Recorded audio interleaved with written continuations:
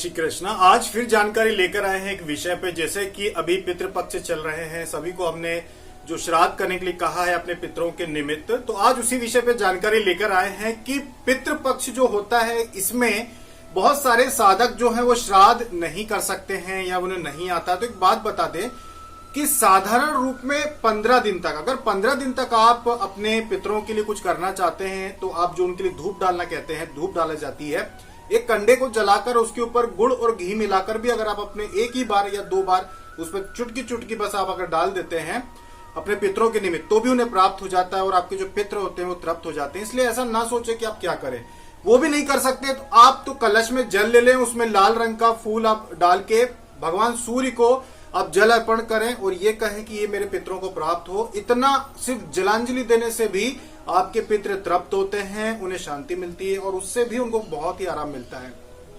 जो पितृपक्ष को बहुत अच्छे से मनाते हैं, अपने पितरों के लिए बहुत कुछ करना चाहते हैं, फिर वो पूरे 15 दिन तक उनके लिए धूप डालते हैं, उनके लिए श्राद्ध करते हैं और फिर अंत में जब अमावस्या श्राद्ध आता है जिसमें सभी पितरों के लिए जो 15 दिन पूरे नहीं कर पाते वो सिर्फ अमावस्या श्राद्ध भी करके अपने पितरों के निमित्त कार्य कर सकते हैं। तो फिर वो चाहे तो फिर ब्राह्मण को जूते चप्पल या कपड़े के लिए दान दे सकते हैं, या फिर उनको कपड़े जूते चप्पल और साड़ी, उनके घर में पत्नी के लिए, ब्राह्मण पत्नी के लिए साड़ी, ये सब चीजें वो दान देते हैं। तो ये चीजें अगर आप खरीद के दान देते हैं तो अच्छी बात है, पैसे दान देने की बजाय ऐसा कर सकते हैं। खास करके पितरों के लिए आपको जीव जंतुओं को दाना देना चाहिए। गाय को रोटी डालिए, आप जो भी पशु पक्षी हैं उनके लिए डालिए। आप अगर कुत्ते बिल्ली या कुछ भी आपको मिलता है उनके लिए आप अगर खाने पीने की चीजें रखते हैं, पितरों को शांति मिले ये कहकर, तो आपको पितरों को तृप्ति होती, बहुत शांति मिलती है। इस बात का ध्यान रखना है।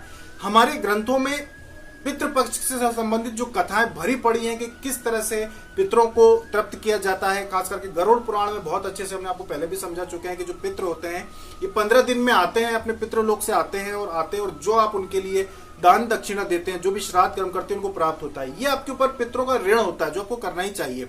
जैसे आप अपने बच्चों को पालते हैं, आपके ऊपर एक ऐसा ऋण होता है कि आपके अपने बच्चों को पालना होता है। पत्नी को माता पिता के प्रति आपका एक श्रद्धा और एक कर्तव्य बनता है, वैसे ही पितरों के प्रति भी कर्तव्य बनता है।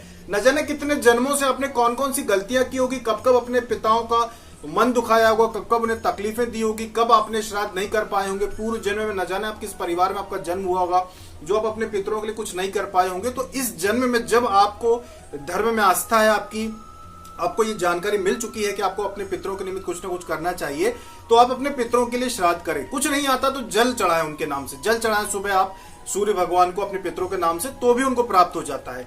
या फिर आप पितृ पक्ष में कैसे श्राद्ध करते हैं, या फिर आप अपनी तिथि अनुसार अष्टमी नवमी या फिर जो आपकी अमावस्या रहेगी उसमें सभी पितरों के निमित्त आप श्राद्ध करें तो भी अच्छा है। इसकी जानकारी आपको आसानी से मिल जाएगी कि कैसे श्राद्ध करते हैं, तो भी वो बहुत अच्छा होता है आपके पितरों के निमित्त। ध्यान रखना कि पितर आते हैं और आशीर्वाद देके जाते हैं, ये बात को आप निश्चित समझ लीजिए। इसलिए पितरों के प्रति आपको अपना कर्तव्य समझते हुए पितरों के लिए अभी आपको श्राद्ध करना चाहिए।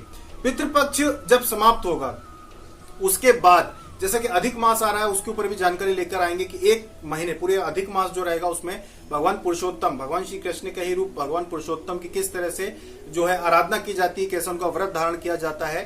और ये जो व्रत होते हैं जब आप धारण करते हैं तो भगवान से धन सुख संपत्ति की बजाय आप ये प्रार्थना कीजिए कि हमारे जो पूर्व जन्मों के जितने भी कर्म हैं, जितने भी पाप हैं, हमारे और हमारे पितरों के जितनी भी गलतियां, जितनी भी माता पिता से हमारे और हमसे और हमारे पितरों से जितने भी पाप हुए हैं, जितनी भी गलतियां हुई हैं, उन सबको आप नष्ट कर दीजिए। हम इसी इच्छा के साथ ये व्रत कर रहे हैं।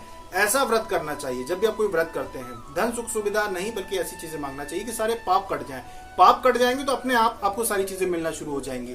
तो जो अधिक मास होता है, ये पूरा एक मास जो व्रत रखता है वो इसी मनोकामना से रखता है कि मोक्ष तो प्रभु आप देना, अच्छी बात है, लेकिन हम ये चाहते हैं कि हमारा जो पहले के जितना भी किया है सब समाप्त हो जाए, पूरी तरह से हम शुद्ध हो जाए, पवित्र हो जाए। इस मनोकामना से पुरुषोत्तम मास का जो व्रत अधिक मास जो होता है नियम रखते हैं लोग। अधिक मास में लोग दान पुण्य को भी बहुत महत्व देते हैं। श्रीमद् भगवत कथा का पाठ करना या सुनना दोनों ही बहुत महत्व रखता है। आपके शहर में भी जहाँ पे भी ऐसे मंदिर हो, जैसे जहाँ पे राधा कृष्ण के मंदिर हो या कृष्ण भगवान के मंदिर हो, जहाँ पर भी कथा होती है अधिक मास में अवश्य होती है, साथ में समूह में भी होती है। आपके शहर में जहाँ पे भी हो वहां पे आप जाना कथा सुनने के लिए अधिक मास में। उसके ऊपर एक अलग से वीडियो बना देंगे आपको जानकारी के लिए।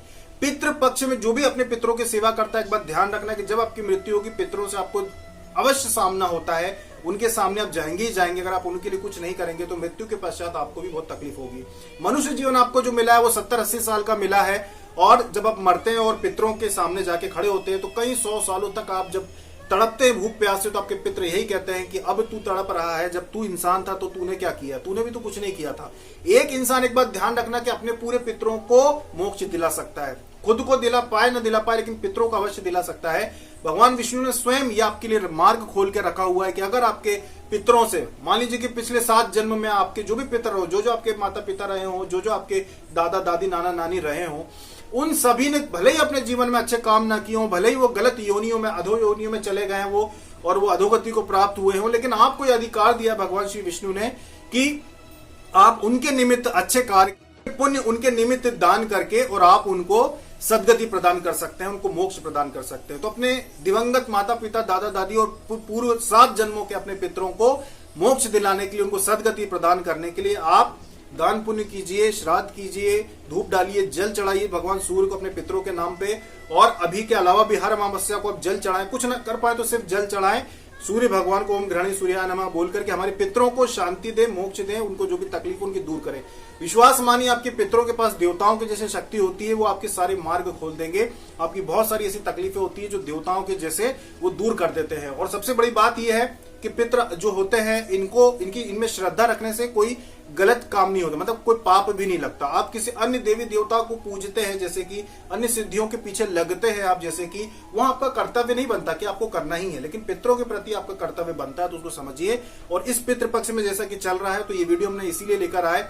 अभी कुछ कारणों के कारण से वीडियो नहीं दे पा रहे थे आपको, लेकिन अब ये जो वीडियो लाए इसीलिए लाए कि अभी भी जिन्होंने श्राद्ध नहीं किया हो, जो नहीं कर रहे हो, वो श्राद्ध करें और अपने पितरों को सम्मान दें। इसी से आपकी पूजा पाठ सब फलीभूत होगी और आने वाले समय में आपको सुख शांति मिलेगी। क्योंकि जो जिनके पितृ रुष्ट होते हैं उनको हर चीज में तकलीफ आती है। जिनके पितृ नाराज होते हैं, भले वो पितृ आके आपका बुरा ना करें, पर आपके साथ बहुत सारी समस्या आती है, खास करके बच्चों को लेकर। तो अभी तक के लिए इतना ही। जय श्री कृष्णा।